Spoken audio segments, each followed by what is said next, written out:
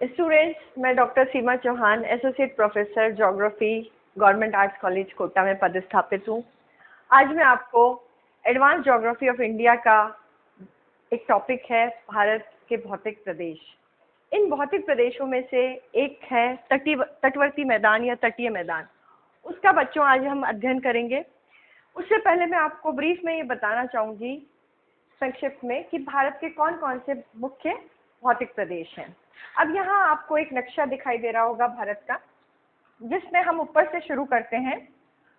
ऊपर सबसे पहले नंबर का जो पर्वतीय प्रदेश है, जिसको उत्तरी पर्वतीय प्रदेश भी कहा जाता है, ये पहले नंबर का भौतिक प्रदेश है। दूसरे नंबर पे है उत्तर का विशाल मैदान, जिसमें कि गंगा, ब्रह्मपुत्र और सिंध, इन तीनों नदियों के द्वारा निर्मित जो मैदान है, ये सेकंड नंबर का प्रदेश है। तीसरे नंबर का है प्रायद्वीपीय पठारी भाग। ये प्रायद्वीपीय पठारी भाग जो कि आपको तीसरे नंबर का प्रदेश दिख रहा है, इसी के दोनों तरफ पश्चिम और पूर्व की तरफ है तटीय मैदान या तटवर्ती मैदानी प्रदेश। और पांचवें नंबर पे है द्वीप समूह। तो इस तरह से चौथे नंबर का जो प्रदेश है तटीय मैदान, उसका आज हम अध्ययन करने जा रहे हैं। तटीय मैदान कच्छ के रन से शुरू होकर प्रारंभ होकर और गंगा ब्रह्मपुत्र के डेल्टा तक ये विस्तृत है। ये 5686 किलोमीटर इसकी टोटल हम लंबाई कह सकते हैं कि लंबाई में विस्तृत है। पश्चिमी तटीय मैदान और पूर्वी तटीय मैदान कन्याकुमारी, जो कि तमिलनाडु में स्थित है, वहां पर जाकर मिलते हैं। जैसे कि पश्चिमी घाट और पूर्वी घाट है, ये नीलगिरी के पास जाकर मिलते हैं, उसी तरह से पश्चिमी तटवर्ती मैदान और पूर्वी तटवर्ती मैदान है, उनका जो स्थान है, मिलन स्थान, वो है कन्याकुमारी। अब इसमें हम सबसे पहले तो ये देखते हैं कि इनकी पोजीशन कहाँ पर है। तो प्रायद्वीपीय भारत या प्रायद्वीपीय पठारी जो प्रदेश है, इस प्रायद्वीपीय पठारी प्रदेश के पश्चिम और पूर्व में पश्चिमी तटवर्ती मैदान, जो कि पश्चिमी घाट से लेकर अरब सागर के मध्य का जो संकीर्ण पट्टी के रूप में है, वो पश्चिमी तटवर्ती मैदान है। ये कच्छ के रन से लेकर कन्याकुमारी तक विस्तृत है। और इसकी यदि हम औसत चौड़ाई की बात करें तो ये 64 किलोमीटर इसकी चौड़ाई है। और इसका जो निर्माण है उसमें पश्चिम की तरफ, पूर्व से पश्चिम की तरफ जो बहने वाली नदियां हैं, जिसमें आप ये देखिए साबरमती नदी, माही, नर्मदा और ताप्ती, ये मुख्य नदियां हैं जो कि उत्तर में स्थित है। इनको छोड़कर यदि हम दक्षिण की तरफ जाएं तो नदियां हैं वो छोटी हैं और साथ ही तीव्रगामी हैं, और उनके द्वारा डेल्टा नहीं बनाया जाता है। इसलिए ये तटवर्ती मैदान है वो पूर्वी तटवर्ती मैदान की तुलना में इसकी चौड़ाई है वो कम है, और एवरेज जो चौड़ाई है, औसत चौड़ाई है, वो 64 किलोमीटर है।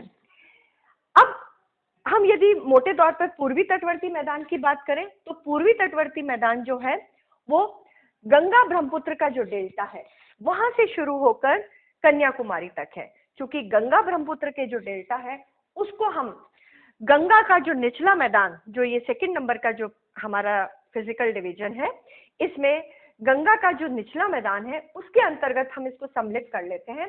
इसलिए इसको तटवर्ती मैदान का हिस्सा होते हुए भी हम इससे अलग स्वर्ण रेखा नदी से प्रारंभ करेंगे। स्वर्ण रेखा नदी जो कि उड़ीसा में बहती है, वहां से लेकर हम कन्याकुमारी तक का जो भाग है, इसको पूर्वी घाट एवं बंगाल की खाड़ी, इसके मध्य का ये जो आपको थोड़ा चौड़ा जो काप मिट्टी से युक्त ये जो मैदान दिख रहा है, इसको कहा जाएगा पूर्वी तटवर्ती मैदान।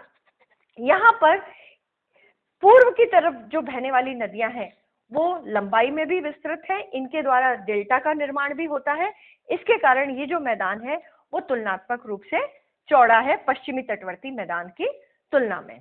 अब इसमें मैं आपको एक चीज और बताना चाहूंगी बच्चों, क्योंकि ये क्वेश्चन के रूप में ऑब्जेक्टिव कॉम्पिटिटिव एग्जाम्स में भी पूछ लिया जाता है कि इसमें उन्मज्जन और निमज्जन, उन्मज्जन को कहा जाता है इमर्जेंस और निमज्जन को कहा जाता है सबमर्जेंस। तो इसमें कौन से प्लेन है जो सबमर्जेंट है और कौन से है जो इमर्जेंट है।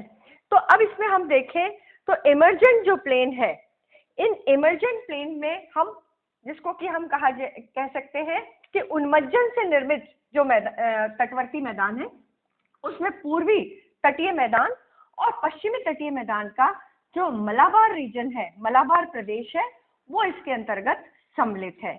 जबकि निमज्जन से निर्मित जो है वो पश्चिमी तटवर्ती मैदान है।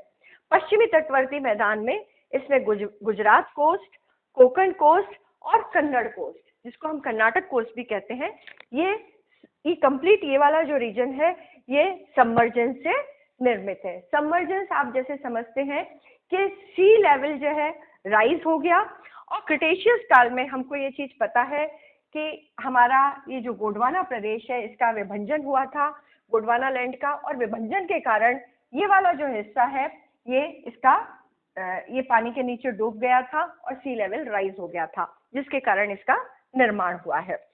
और जबकि ये इमर्जेंस से निर्मित है या उन्मज्जन कह सकते हैं उससे निर्मित है।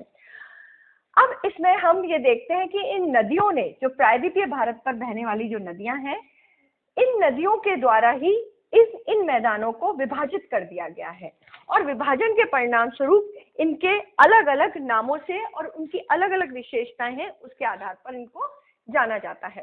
तो सबसे पहले हम पश्चिमी तटवर्ती मैदान के बारे में जान लेते हैं कि पश्चिमी तटवर्ती मैदान के कौन कौन से उप विभाग हैं।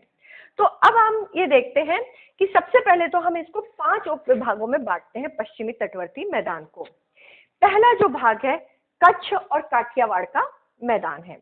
दूसरे नंबर पर यहाँ पर गुजरात का मैदान है। फिर तीसरे नंबर पर कोंकण प्रदेश, कोंकण का मैदान, कन्नड़ या कर्नाटक का मैदान, और 5वें नंबर पे है मलाबार तटीय मैदान।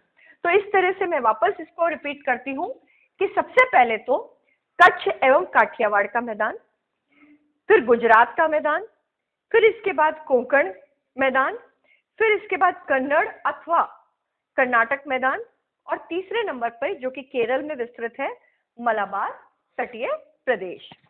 अब इसमें कच्छ और काठियावाड़, कच्छ प्रायद्वीप और काठियावाड़ प्रायद्वीप के चतुर्दिक तटीय प्रदेश में जो मैदान स्थित है, जो कि गुजरात के प्लेन के द्वारा प्रायद्वीपीय पठार से अलग भी हो रहा है, बिल्कुल पृथक हो रहा है, ये कच्छ और काठियावाड़ प्रायद्वीप के चतुर्दिक तटीय मैदान है, इसको कहा जाता है कच्छ काठियावाड़ का तटवर्ती मैदान।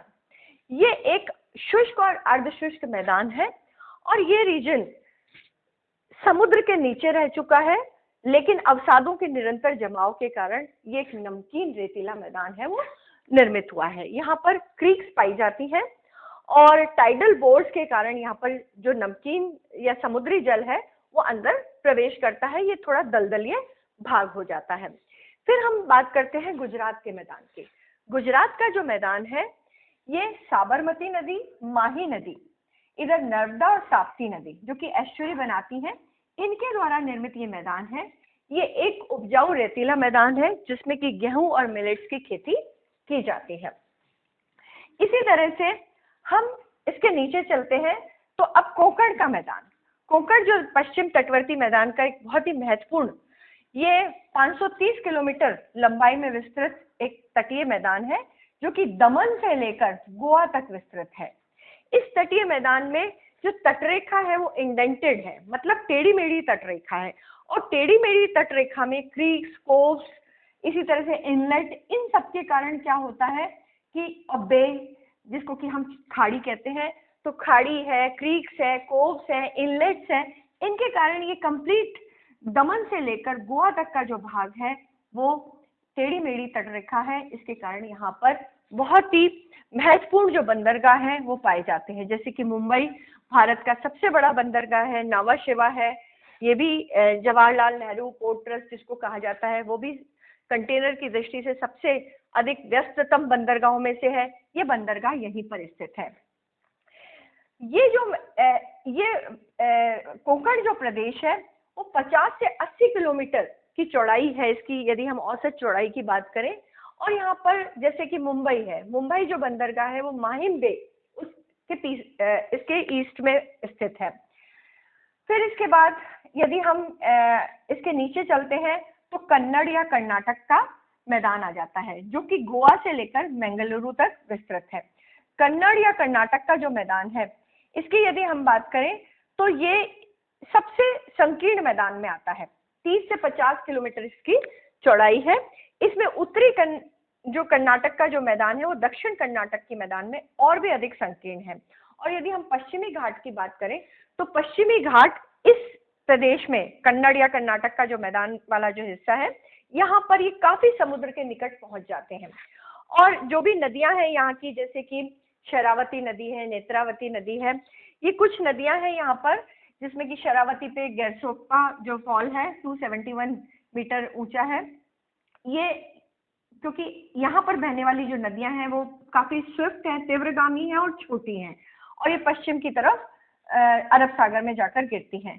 तो यहाँ पर का जो गैरसोप्पा फॉल है, इसी तरह का प्रपात बनाने के लिए यहाँ की नदियां हैं वो बहुत ही फेमस है। अब हम मलाबार कोस्ट की बात करते हैं। तो मलाबार तट जो है वो बेंगलुरु से लेकर, मतलब कन्नड़ के प्लेन के बाद ये पूरा हमारा केरल वाला जो रीजन शुरू हो जाता है, केरल राज्य में स्थित है ये, और ये कन्याकुमारी तक विस्तृत ये मलाबार तटवर्ती मैदान है।